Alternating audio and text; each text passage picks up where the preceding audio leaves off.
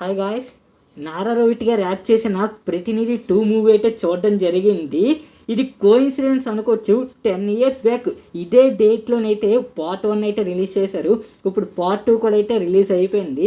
బాగుంది భయ్య. నాకు ఆ ఒక్క సాంగ్స్ ఒకటి పక్కన పెట్టేస్తే మాత్రం హైలైట్గా అనిపించింది. ఇప్పుడు ఎలక్షన్స్ టైంలో ఇలాంటి సినిమా రిలీజ్ అవుతుందంటే మాత్రం హైలైట్ అని చెప్పుకోవచ్చు. కంప్లీట్ వీడియోలోకి వెళ్ళే ముందు కొంచెం మన ఛానల్ని అయితే సబ్స్క్రైబ్ చేసుకోండి. ఇంకెక్కువ సోది అయితే చెప్పను. సో స్టోరీ విషయానికి వస్తే ఒక స్టేట్ సీఎం అయితే చనిపోతారు బాంబ్ బ్లాస్ట్లోని.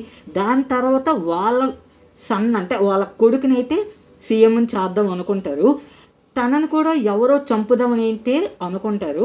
అసలు ఇంతకీ సీఎంని చంపింది ఎవరు? ఇప్పుడు తన కొడుకుని ఎవరు చంపబోతున్నారు? ఇవి 2 విషయాలను మన నారా రోహిత్ గారు బయట పెట్టారా లేదా అది తెలియాలంటే మూవీ అయితే చూడాల్సిందే కన్ఫర్మ్గా. అయితే నాకు చాలా బాగా నచ్చిన ఫిలిమ్స్ అలా నారా రోహిత్ గారిది అయితే సోలో మూవీ ఒకటి, సావిత్రి ఒకటి, రౌడీ ఫెలోస్ ఒకటి, ఇప్పుడు ఈ ప్రతినిధి ఒకటి. ఈ అన్నిటి మీద అయితే సోలో ప్రతినిధి అయితే నాకు చాలా బాగా నచ్చిన ఫిలిము ఇవి 2 మాత్రం. సో ప్రతినిధి 2 కూడా నాకు చూడడం అయితే జరిగిపోయింది. సో చాలా బాగుంది. ఆ సాంగ్స్ ఒకటి పక్కన పెట్టేయండి. ఓవరాల్గా ఫైట్ సీన్స్ కూడా నాకు చాలా బాగా నచ్చింది. బ్యాక్గ్రౌండ్ స్కోర్ కూడా సూపర్గా అనిపించింది. ఓవరాల్గా ఫస్ట్ హాఫ్ పర్వాలేదు, సెకండ్ హాఫ్ కూడా పర్వాలేదు. ఇంక ఈ మూవీకి return and director by TV5 మూర్తి గారు, ఒక జర్నలిస్ట్. సో తనే ఈ స్టోరీ అంటే అయితే రాసుకోవడం అయితే జరిగింది. చాలా నీట్గా ప్రెజెంట్ చేశారు. స్క్రీన్ ప్లే, ఆ narration, direction, action scenes, performance అందరూ చాలా బాగా అంటే చాలా బాగా చేశారు. సో ఓవరాల్గా కంప్లీట్గా స్టోరీ లైన్ అయితే ఇదే స్టోరీ లైన్ అనేది. సీఎం చనిపోతారు, దాని తర్వాత వాళ్ళ కొడుకునైతే సీఎం కింద నుంచి ఎంచుకుంటారు. సో తన మీద కూడా చాలామంది అయితే అటాక్ చేస్తారు. ఇంతకీ ఎవరు అటాక్ చేయబోతున్నారు వాళ్ళ మీద ఇదంతా తెలియాలంటే మూవీ అయితే మీరు చూడాల్సిందే. మన హీరోగా పార్ట్ 1లో ఆబ్వియస్లీ చూసుంటాము.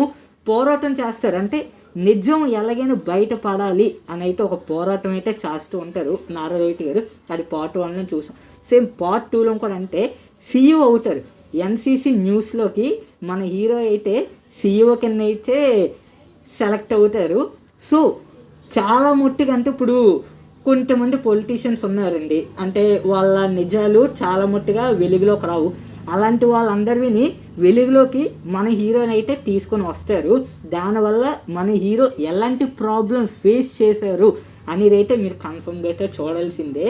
ఈ ఎలక్షన్స్ టైం అప్పుడు ఇలాంటి మూవీస్ వస్తున్నాయి అంటే ఎక్కడో కొంచెం భయం పడతారు చాలామంది పొలిటీషియన్స్ అయితే. సో ఈ మూవీ కూడా అంటే డేట్స్ అయితే వాళ్ళు ఎక్స్టెండ్ చేసుకొని వచ్చారు. అంటే మేబీ మనకైతే రాకపోవచ్చు, అంటే థియేటర్స్ నుంచి దొరకపోవచ్చు డేట్స్ అనేవి. సో ఎట్టకేళ్ళకి ఎలాగోకలాగా ఇవాళైతే రిలీజ్ చేయడం అయితే జరిగింది. సో స్టోరీ లైన్ కూడా నాకు చాలా బాగా నచ్చింది. ఇది మన పొలిటీషియన్స్లోనే ఒకళ్ళ స్టోరీ అని అయితే మీరు అనుకోవచ్చు. డెఫినెట్లీగా అయితే అది చాలామందికి తెలిసే ఉండొచ్చు. ఒక కామెంట్లో కూడా మీరు మెన్షన్ అయితే చేసుకోకండి, మీరు ఆలోచించండి. That's all guys. మూవీ మాత్రం ఇదైతే మీరు మిస్ అవ్వకండి. అలాగే ఇందాక కృష్ణమ్మ రివ్యూ కూడా ఆల్రెడీ మన ఛానల్ని అప్లోడ్ చేసిన వాళ్ళైతే ఒకవేళ చూడకపోయి ఉంటే కింద కార్డ్స్లో కూడా మెన్షన్ చేస్తాను. అలాగే డిస్క్రిప్షన్లో కూడా లింక్ అనేది ప్రొవైడ్ చేస్తాను. ఇలాంటి మరెన్నో జెన్యూన్ రివ్యూస్ కోసం మన ఛానల్ని కొంచెం సబ్స్క్రైబ్ చేసుకోండి. ఇంకెక్కువైతే ఏం అవసరం లేదు. Bye guys.